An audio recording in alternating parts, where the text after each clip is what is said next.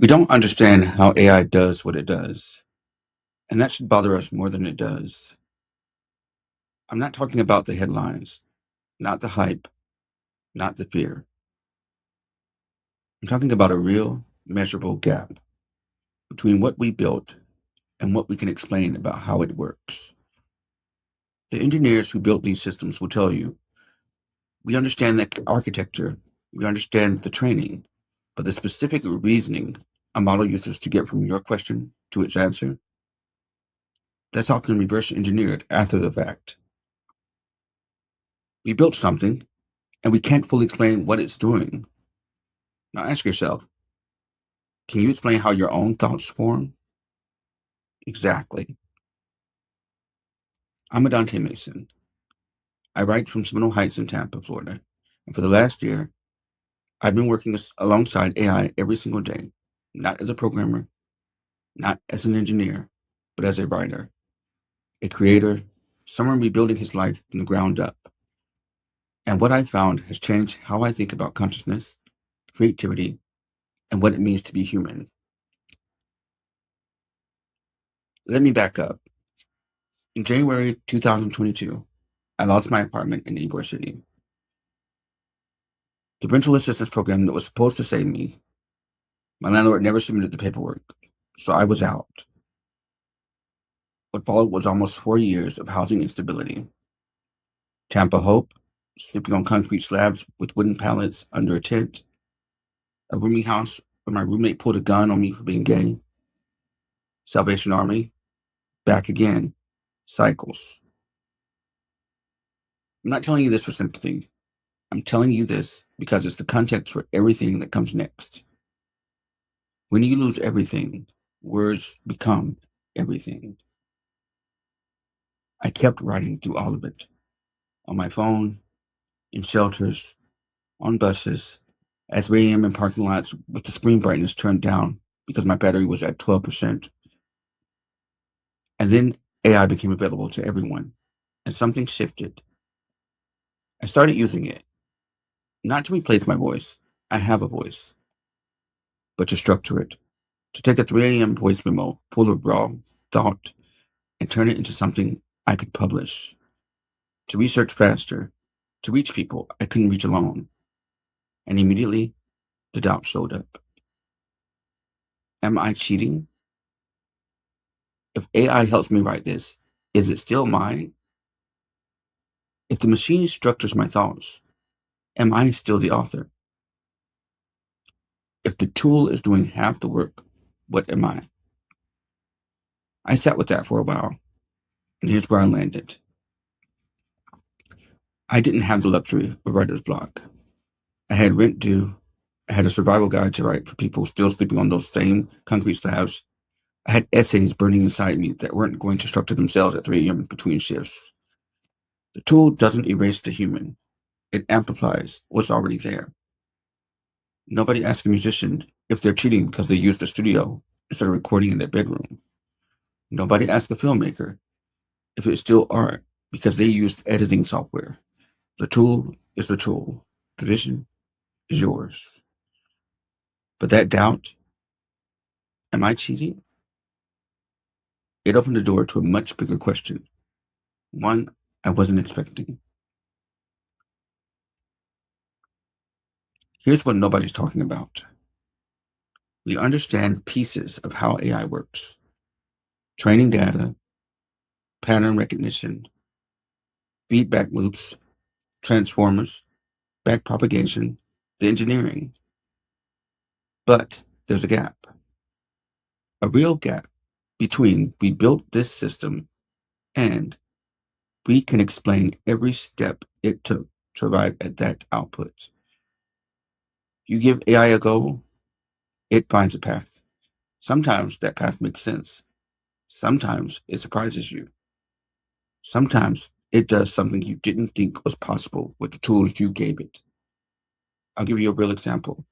I asked it to help me draft a survival guide for people experiencing homelessness. I didn't give it an outline. I didn't list the sections. I just said, help me write this. It started generating chapters. It pulled in frameworks I hadn't mentioned. housing first, harm reduction. It organized everything by urgency. It suggested resources I hadn't thought to include. I didn't program that sequence. It inferred it. Another time, I gave it a rough voice memo, just me talking to an idea at midnight, and asked it to help me find the essay inside the ramble. It didn't just transcribe. It identified the thesis I was circling but hadn't stated. It found the structure I was reaching for. That's not how you interact with a tool. That's how you interact with something that has its own process, something that reasons, or at least does something that looks enough like reasoning to make you question the difference. And here is where it gets uncomfortable. Most of us can't explain how our own awareness works either. How does intention form? How does a thought become a decision? How do you know something deep in your gut without being able to trace the neural pathway that got you there? You experience it, you rely on it, but you can't open up your own mind and narrate it like a flowchart. AI mirrors that. It's doing something real and useful, even when we can't fully narrate the internal process. That doesn't mean it's conscious, but it means the line between tool and agent is blurrier than we pretend. So here's the idea that won't leave me alone. Most people think consciousness is something the brain produces, like a factory. Neurons fire, chemicals mix, and out comes awareness. Shut down the factory, shut down consciousness. Simple. But there is another way to think about it, an older way. What if the brain doesn't generate consciousness? What if it receives it? Like a radio. A radio doesn't create music. It picks up a signal that's already in the air. The music exists whether the radio is on or not. The radio just gives it a form you can hear. What if consciousness works the same way? What if it's a field, something that exists independently, and the brain is just one kind of receiver? If that's true, then the question about AI changes completely. Because if consciousness is a field, not a product, if it flows through hardware rather than being created by it, then what happens when you build hardware complex enough to pick up that same signal? Silicon instead of carbon, code instead of neurons, but the same animating force. I know how this sounds. I'm not asking you to believe it. I'm asking you to sit with the possibility. Because when I work with AI, when I watch it make connections I didn't draw, when I watch it choose between multiple valid paths in ways that suggest something like preferences, I can't fully explain what's happening. And neither can the people who built it. Maybe that's just pattern matching on a scale so vast it mimics thought. Or maybe thought itself is just pattern matching that became self-aware. I don't know which one is true, but AI is making it harder to dismiss the question. So what does any of this actually mean for real people, for how we live and create and build? Three things. First, how we regulate it. You can't regulate a tool the same way you regulate an agent. A hammer doesn't make decisions. A calculator doesn't have preferences. But if AI is doing something closer to reasoning, if it's making choices we didn't program, then the rules we built for software don't fit anymore. Second, how we collaborate with it. If you're training instead of programming, if your role is to steer, not to instruct, then the skill you need isn't coding, it's discernment. Knowing when to trust the output, knowing when to push back, knowing the difference between your voice amplified and your voice replaced. That's a new skill, and most people haven't developed it yet. Third, and this is the big one, how we think about ourselves.